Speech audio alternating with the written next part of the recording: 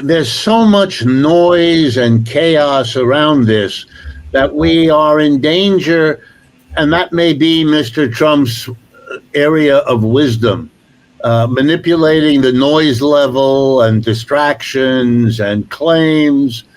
You know, you made a joke, and I understand it, about Liberation Day, but that's a very important part of the story he wants us to come away with. So we can go at it in a number of ways. I'm going to choose two, but then, you take it where you think it should go, Nima, in setting this up. First, the notion that we have been victimized by foreigners.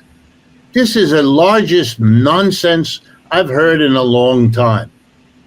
It reminds me of the kind of conversation you get with a white supremacist who explains and whines that white people are at the wrong end of discrimination in this country.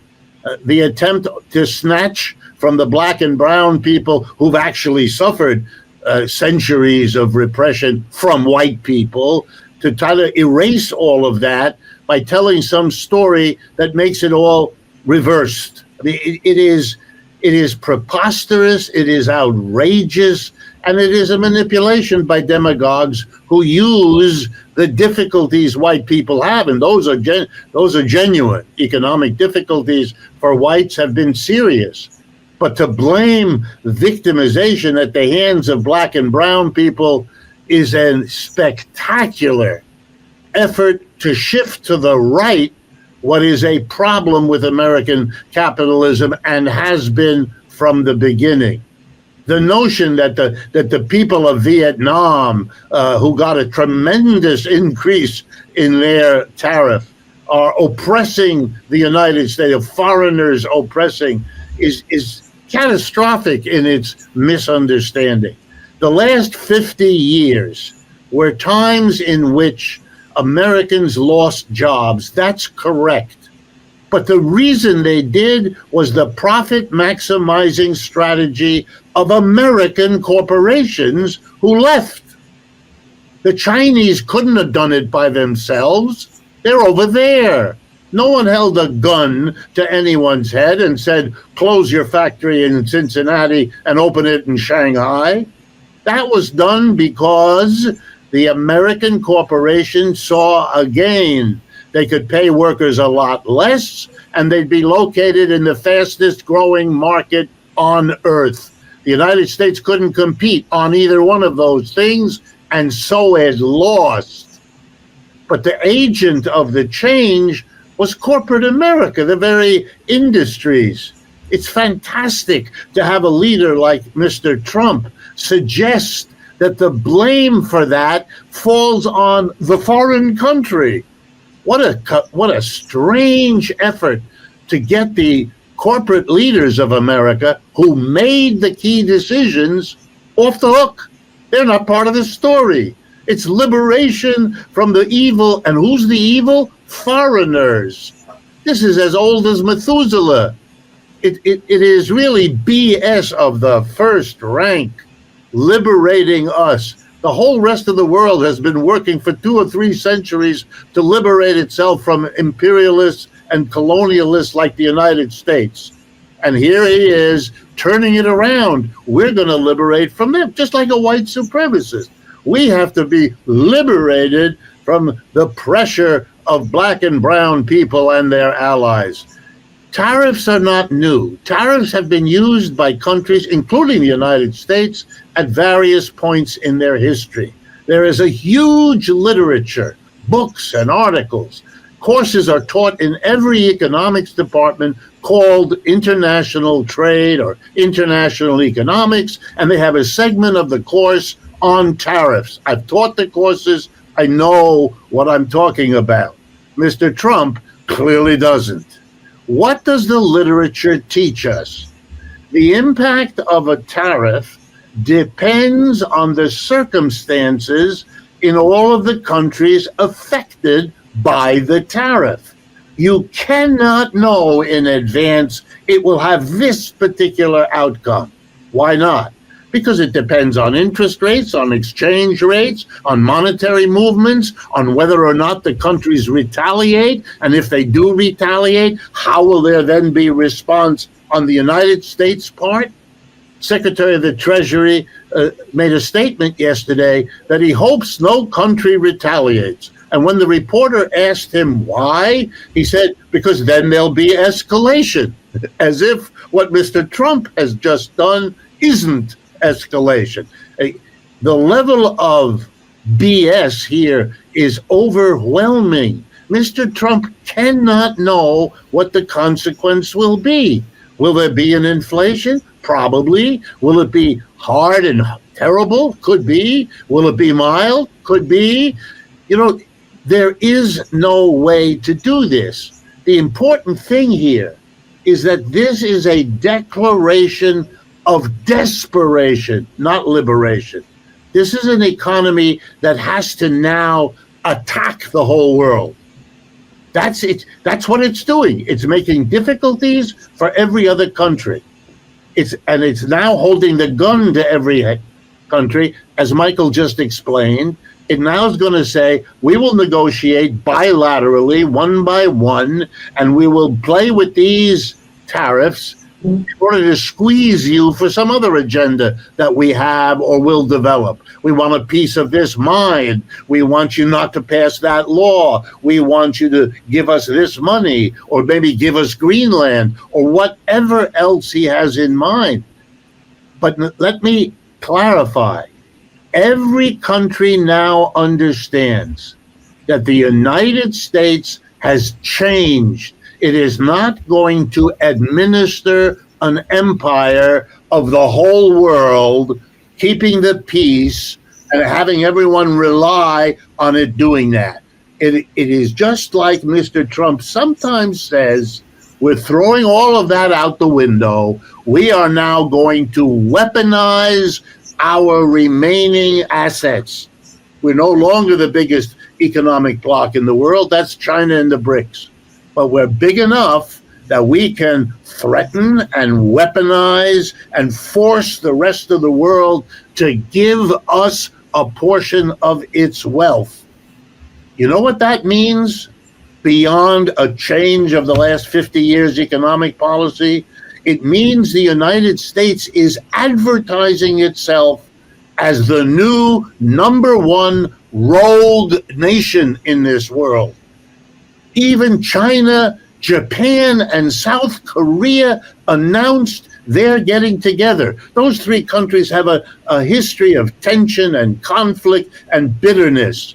All of that was put aside. They're meeting together, and I quote, to coordinate their response to Mr. Trump. Wow.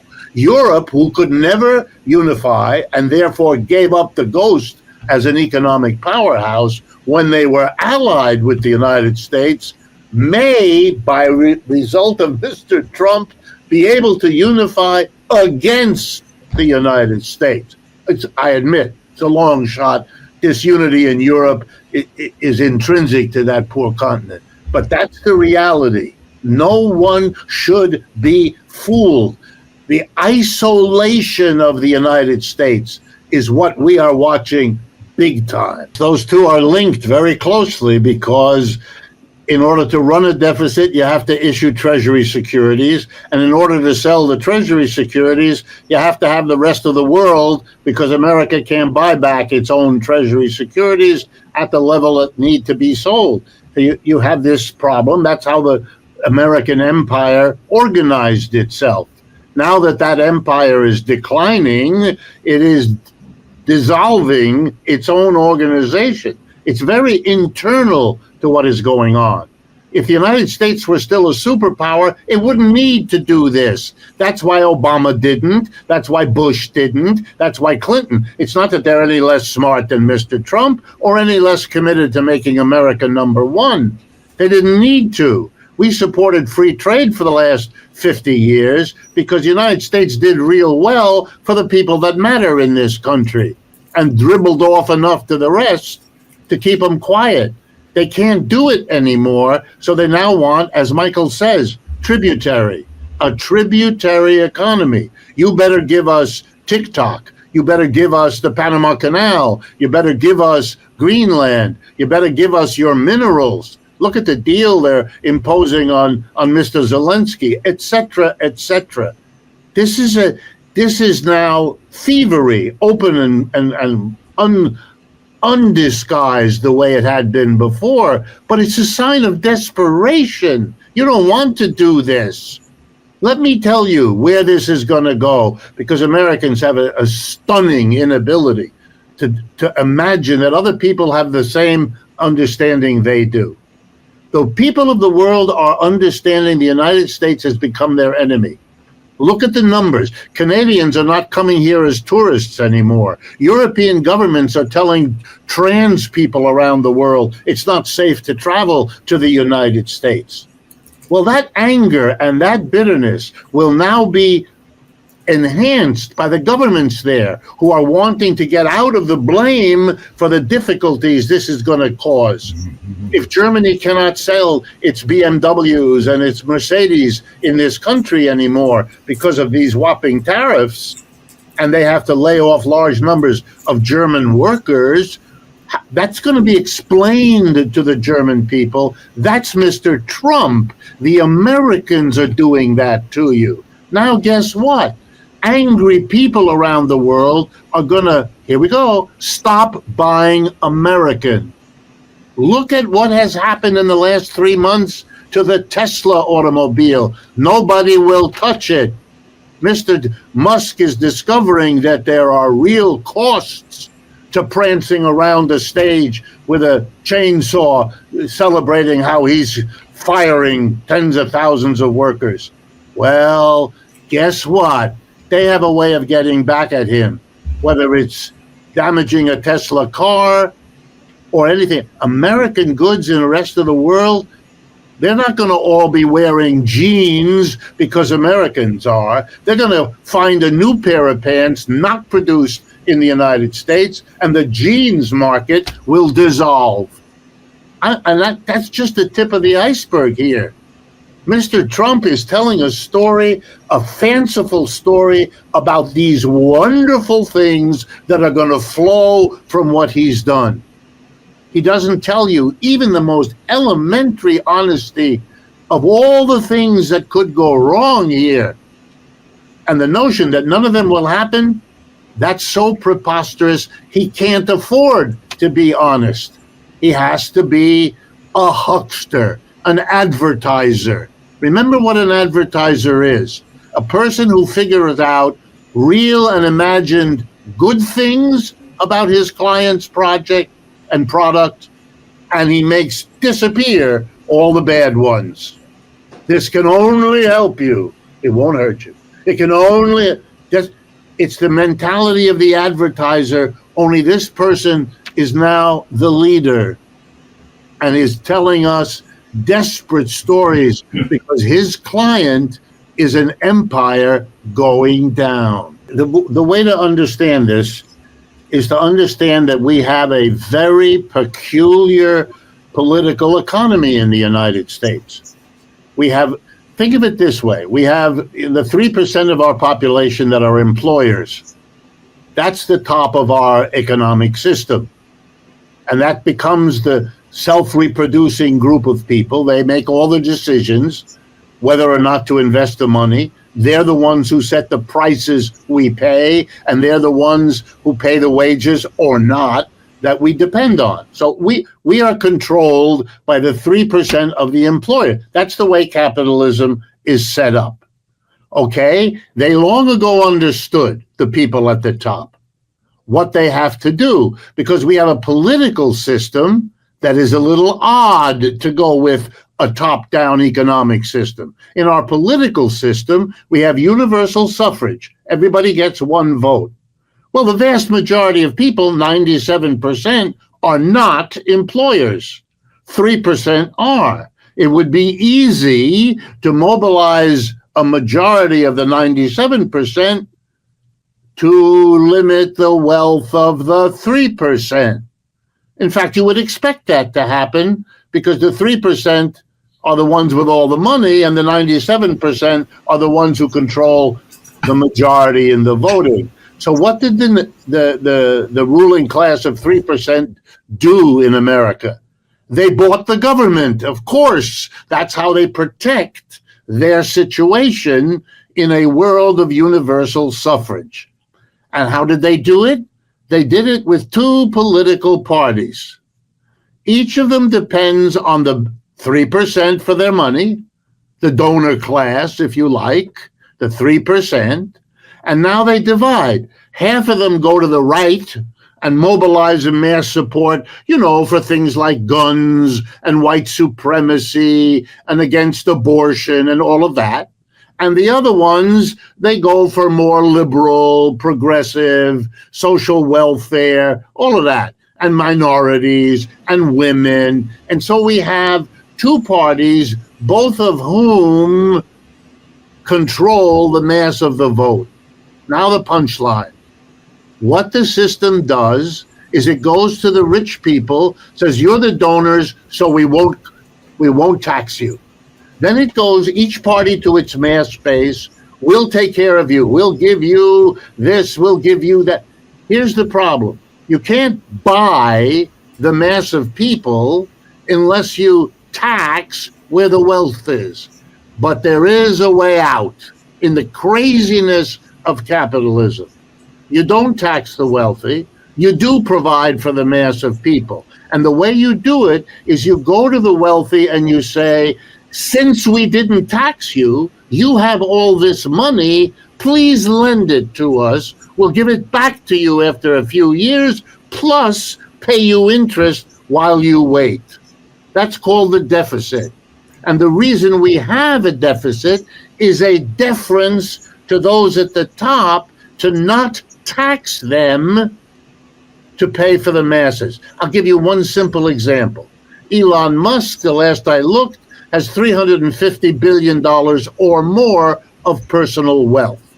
If you taxed away, because we, the majority, voted for it, if you taxed away half his money, he'd still be the richest person on earth, but the government would have $250 billion with which to solve social problems. And you know who would be better off if we solved the social problems with his money? Mr. Musk. He would live in a less conflicted society. He would be less at risk from angry poor people, etc., etc., etc. It is irrational. And what you're watching with Mr. Trump in the Rose Garden is the irrational effort to deal with an irrational problem whose irrationality you dare not admit. So you're going to now do what? Punish the rest of the world. You know what that reminds me of? Every now and then here in the United States, a city, New York, Philadelphia, and it tries to solve its economic problems, once again, not taxing the rich, by taxing commuters. New York has famously toyed with that idea. The people of New Jersey get enraged because a government, not of them, another state, New York, is solving its problems in part on the back of people that are not New York voters, have no say in any of this. And so it usually comes to grief. You can't do that. You can't do that. You know why? Because it risks blowing the United States apart. And you know what Mr. Trump is doing? He's risking not blowing the world apart, it'll stay, but making the United States the isolated, rogue nation that this looks like to the rest of the world. Beware, that is a very large danger that will come back and bite this country in places I don't even want to think about. Just add, let me break in and add just very quickly. Please.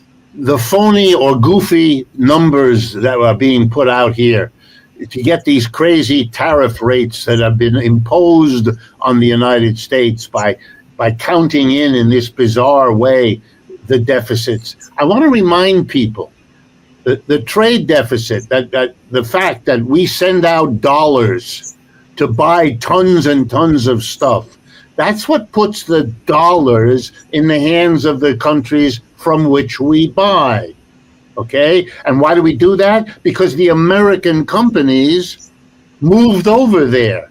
There's also local companies over there, and French and German and British, but the American companies are a very large part of why we send all those dollars over there. Okay? Now, what do they do with the dollars? Let's be real clear.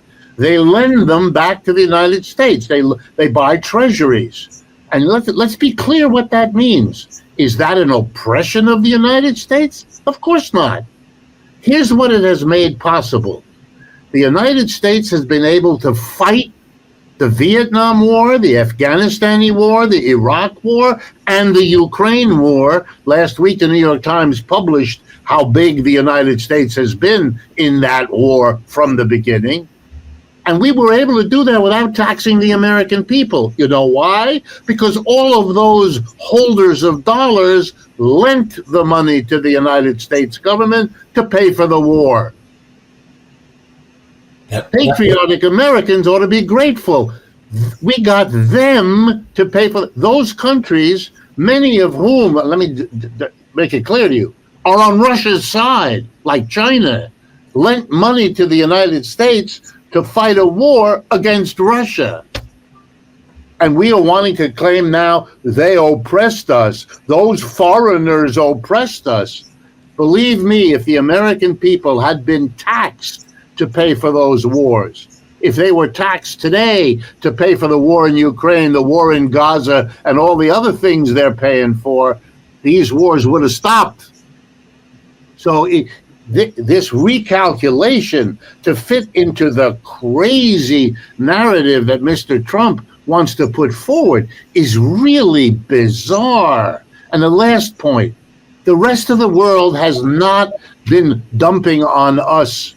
We have tariffs that have been in place for 50 years, and I keep wanting to remind Americans, over 50 years ago, we imposed a tariff on European makers of pickup trucks, a big, fat 25% tariff. It's been in effect for the last 50 years. Americans are not in love with pickup trucks because they make men feel manly. The advertising that made men feel that way came once it was profitable to produce a pickup truck, and you needed to convince Americans to buy that thing rather than a car, which has only a 2% or 2.5% tariff on it. The United States has been wielding tariffs. Last point. We used to call tariffs, or the justified tariffs, it's the way you teach it in the university, because it has something to do with an event we call infant industry. The idea here is when you're a poor country, when you're just coming out from being a colony, for example, like the United States once was, and you want to build up your industry, you have a hard time competing against those who've been doing that industry for 50 years. So there is a notion temporarily you put a tariff just to get your infant to maturity, then you take away the tariff because you want the benefits, so-called, of competition. That's the story told in every textbook. Well, we're not a little country with an infant industry. That's what all those other countries are, like Bangladesh and Vietnam. They have a reason and a justification. We don't. This is turning all of it on its head. We're all supposed to believe now that 200 years of economic theory, 50 years of experience in free trade, that which the United States benefited from, and the solution is to throw it all out the window and go with that stable genius of economic policy, Donald Trump. You must be kidding. Mr. Trump's herky-jerky behavior, the Canada-Mexico tariff, go up, then it goes down, then it is modified, then it is adjusted. And now we are told that he's willing to negotiate with all of the other tariff victims to get this from this one, to get that from the... Here's what that means. It means that none of these tariffs are a certainty. No planning corporation can say, okay, this is the new level of expenses I have with the tariff being what it is. So I'm going to compare when I decide where to build my next factory, all my options. He can't do that because the tariff that he's counting may not be there next month, may not be there next year, in which case the enormous expense. That's why it's so important what Michael just said. It takes years and a lot of money to move a production facility from one place to another, or to reorganize your supply chain, because instead of building in this country over the next 10 years as you had planned, you're going to have to move your new factories, and that means you have to rearrange your supply line. All of that is enormously expensive.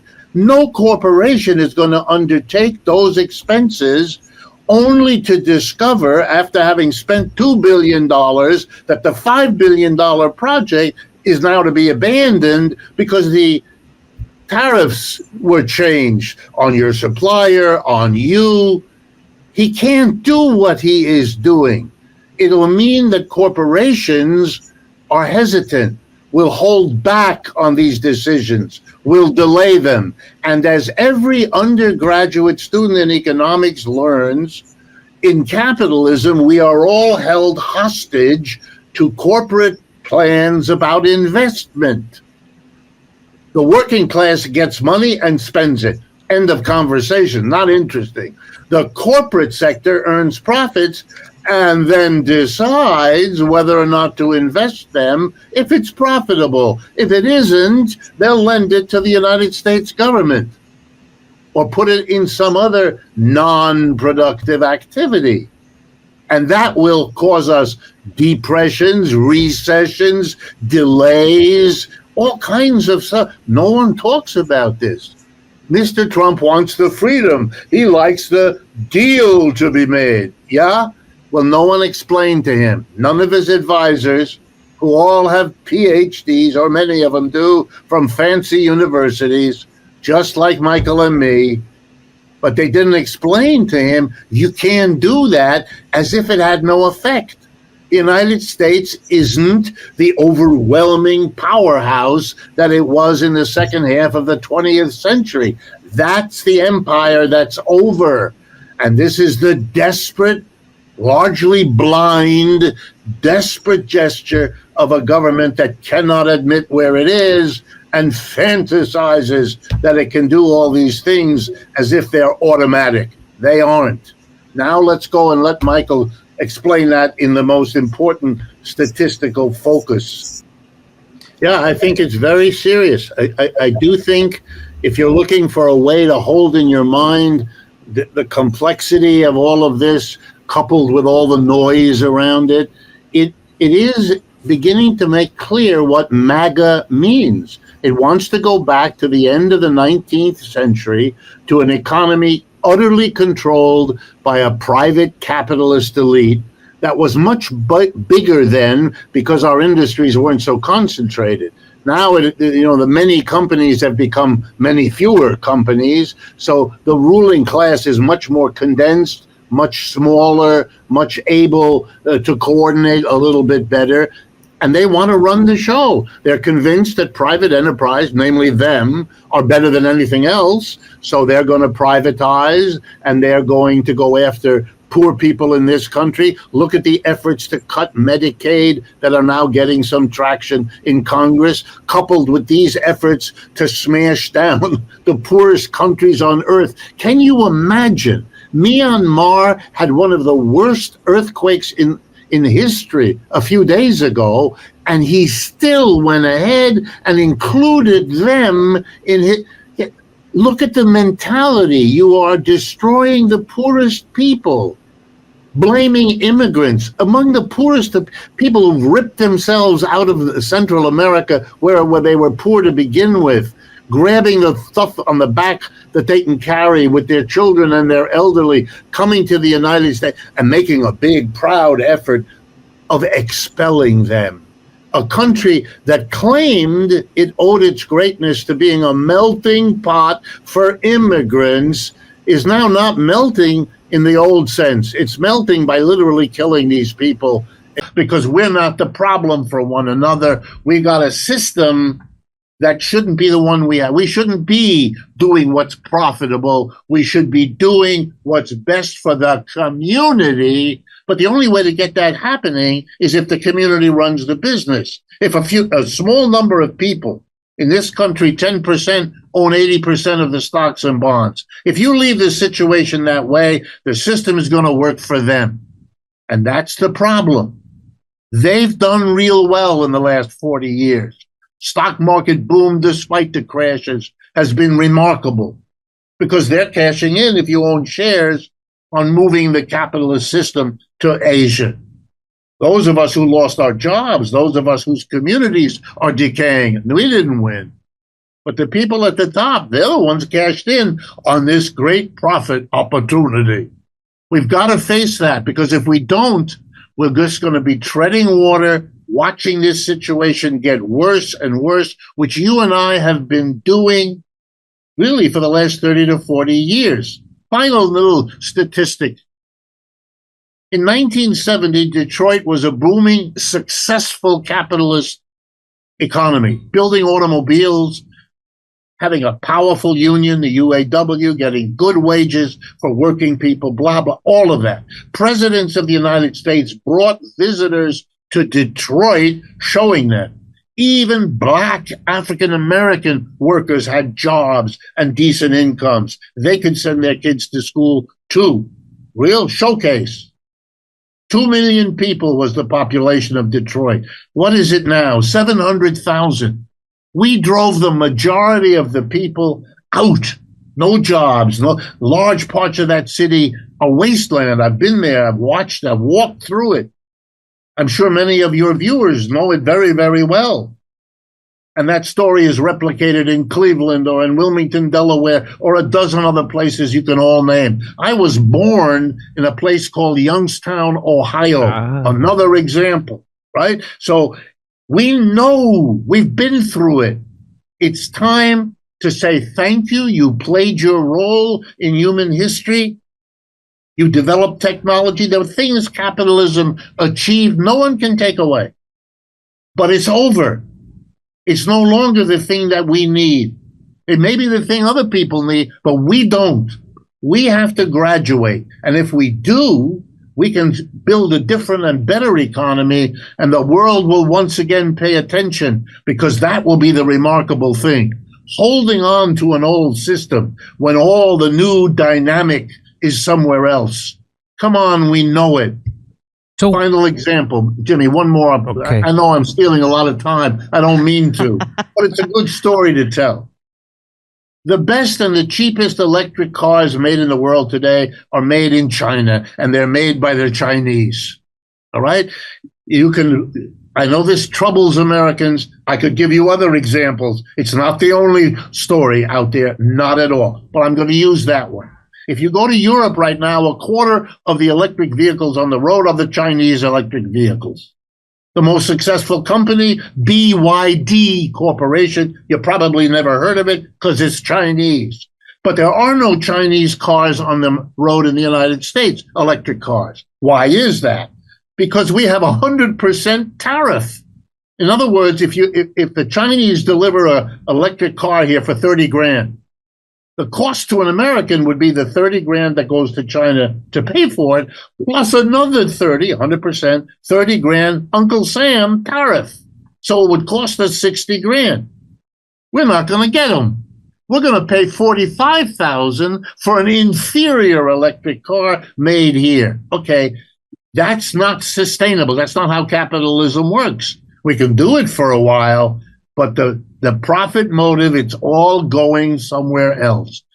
I don't want to fight a battle I know I'm going to lose.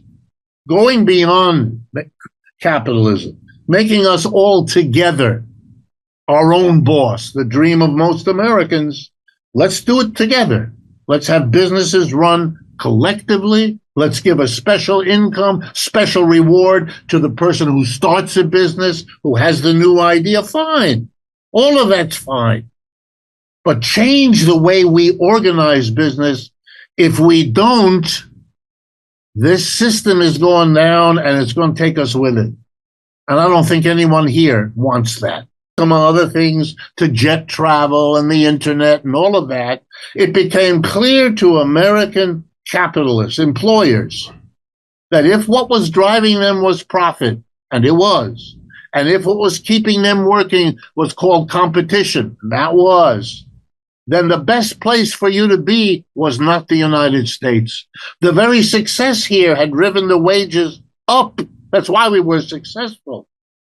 But you could go to China or India or Brazil, and you could get the work done for a whole hell of a lot less, which meant that the profit, if you could just work it out to produce it there, pay low wages, and bring it back to the United States and sell it at the going price, your profit would be spectacular. Here's the irony for those who are able to follow the logic. Here's the irony. Capitalism is a profit-driven system. As the capitalists themselves will tell you if you ask them, it's the bottom line. It's the thing that motivates and drives us. And if the profit gets greater somewhere else, I have no choice. My competitor is going to move. I have to move too. That's the history of the United States. Capitalism started in New England. Then it moved to the Midwest. Then it moved to the Southwest, Northwest, the American South. It kept moving. Then it went to Mexico and Canada.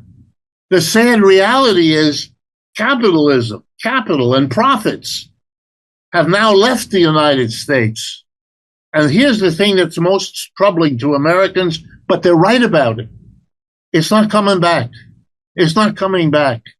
All this reshoring nonsense, not coming back. And not because anybody's a bad guy or a good guy. It's not that. The profit isn't here. Here's what China offers every capitalist in the world. Come here, you have cheaper labor than where you are, and you have the biggest growing market in the world. I have taught at business schools. That's what we teach business school students. You want to succeed in your entrepreneurship, go where the wages are small and the market is growing quickly. That ain't the United States, and it hasn't been for 40 years, and the capitalists are gone, leaving us with a country which is not on the rise anymore, and we're all upset about it, which makes sense, and we're all worried about it, which makes sense. And we turn on each other. That don't make any sense at all. Absolutely. We're talking, a lot of the myths, and the book is full of these. It goes through it.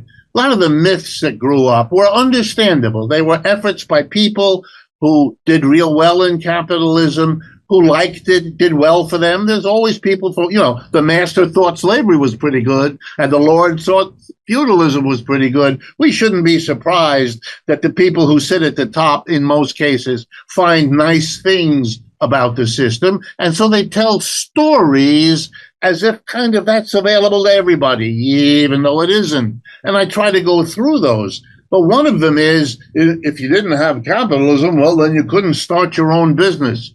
That's silly. In slavery, you could start your own slave plantation. People did it. In feudalism, you could start your own feudal manor, which is what they called it.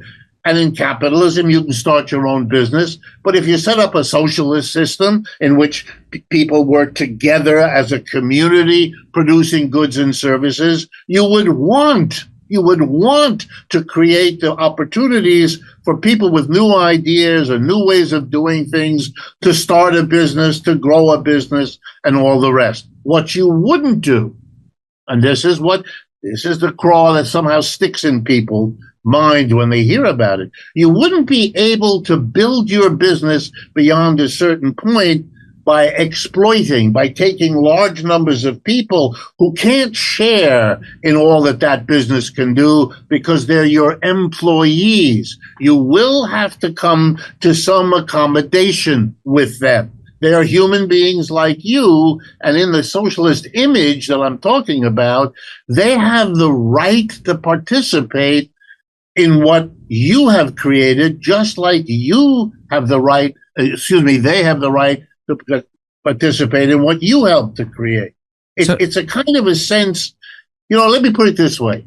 At the Christmas party, in every job I've ever had, the boss gets up, rickety, he's a little drunk, and stands on the table and tells everybody at the Christmas party, we had a good year, and I want to thank each and every one of you for the contribution you made to the successful year we had. And then he takes 90% of what those people's labor produced for himself and has a really good Christmas and New Year vacation. They don't. My argument is you got to mean it. You got to understand that everybody participates, and that has to be recognized in the distribution of wealth and recognized in the distribution of respect. You're not going to be respectful of your fellow human being if you have a ranking of employer-employee. That's what's got to go. And we've got to be courageous enough to try. The same people who used to think you have to have a king, you have to have somebody who sits at the top of the society, an emperor, a czar, or whatever you wanted to call him. And then, a few hundred years ago, we got rid of them. We said, no more kings, no more monarchy, none of that. Or if we do, it's a ceremonial something for tourists to visit, but we don't take it seriously. Well, guess what? The kings are still there, only they changed their name. Now they're called CEOs. They're the people who are little emperors who sit in that factory or in that office or in that store telling everybody what to do and trying to make everyone to believe you can't run a business without somebody at the top.